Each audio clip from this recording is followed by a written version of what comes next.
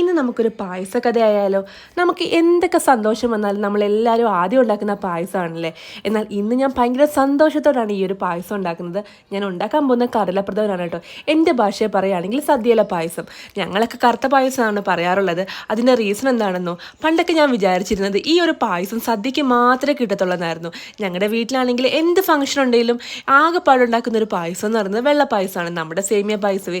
ശരിക്കും പറഞ്ഞാൽ അമ്മയോട് ചോദിക്കുമ്പോൾ അമ്മ പറയുന്നൊരു കാര്യമുണ്ട്, ഇവിടെ എല്ലാവരുടെയും ഫേവറേറ്റ് സേമിയ പായസമാണ്, അതുകൊണ്ടാണ് അത് ഉണ്ടാക്കുന്നതെന്ന്.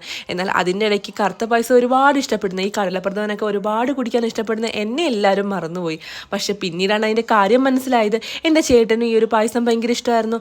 പിന്നെ ചോദിച്ചു വന്നപ്പം അച്ഛനും അമ്മയ്ക്കും എല്ലാം ഇത് ഫേവറേറ്റ് ആണ്. പക്ഷെ കാര്യം എന്താണെന്നോ, ഇത് ഉണ്ടാക്കാനുള്ള ബുദ്ധിമുട്ടായിരുന്നു പണ്ട് സദ്യക്കൊക്കെ ഈ പായസം അമ്മ വേണ്ടാന്ന് വെച്ചിരുന്നതെന്ന്. എന്താണെങ്കിലും പിന്നീട് കല്യാണം കഴിഞ്ഞ് ബാംഗ്ലൂർ എത്തിയപ്പോഴത്തേക്കും ഇവിടെ എൻ്റെ ഹസ്ബൻഡിൻ്റെ അമ്മയ്ക്ക് ഈ പായസം ഭയങ്കര ഇഷ്ടമായിരുന്നു കേട്ടോ. ആൾ മരിച്ചുപോയി. അതുകൊണ്ട് തന്നെ ഇവിടെ വന്നപ്പോഴും എൻ്റെ ആ ഒരു ഓപ്ഷൻ ഇല്ലാതായി കേട്ടോ.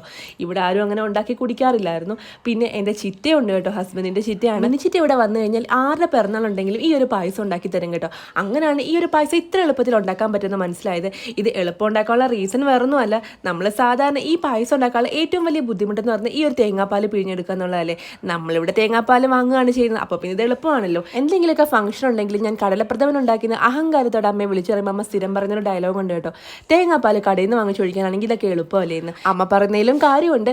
ഞാനിവിടെ കടലപ്പരിപ്പ് ഉണ്ടാക്കുന്നത് എങ്ങനെയാണെന്ന് ചോദിച്ചാൽ, ആദ്യം കടലപ്പരിപ്പ് നല്ല രീതിയിൽ വറുത്തെടുത്തതിന് ശേഷം നല്ല രീതിയിൽ കുക്കറിലിട്ടൊന്ന് വേവിച്ചെടുക്കും. അതിനുശേഷം നല്ല രീതിയിൽ അഴുക്കൊക്കെ മാറ്റി ഉരുക്കിയെടുത്തുള്ള ശർക്കര ഈ ഒരു പരിപ്പിലേക്ക് ഇട്ട് നല്ല രീതിയിലൊന്ന് കുറുകി വരുമ്പോഴത്തേക്കും ആദ്യം രണ്ടാം പാൽ ചേർത്ത് കൊടുക്കും. അതിനുശേഷം നല്ല രീതിയിലൊന്ന് പിന്നെയും കുറുക്കിയെടുത്തതിന് ശേഷം ഒന്നാം പാലും ചേർത്തെടുത്താൽ നമ്മുടെ പായസം റെഡിയായി. മറന്നു പോയത് കുറച്ച് കാഷ്യൂം റൈസനും അതേ കണക്ക് തന്നെ കുറച്ച് തേങ്ങയും കൂടെ വറുത്തിടുക. അപ്പോൾ അത്രേ ഉള്ളൂ ഗൈസ്. എല്ലാവർക്കും ബൈ.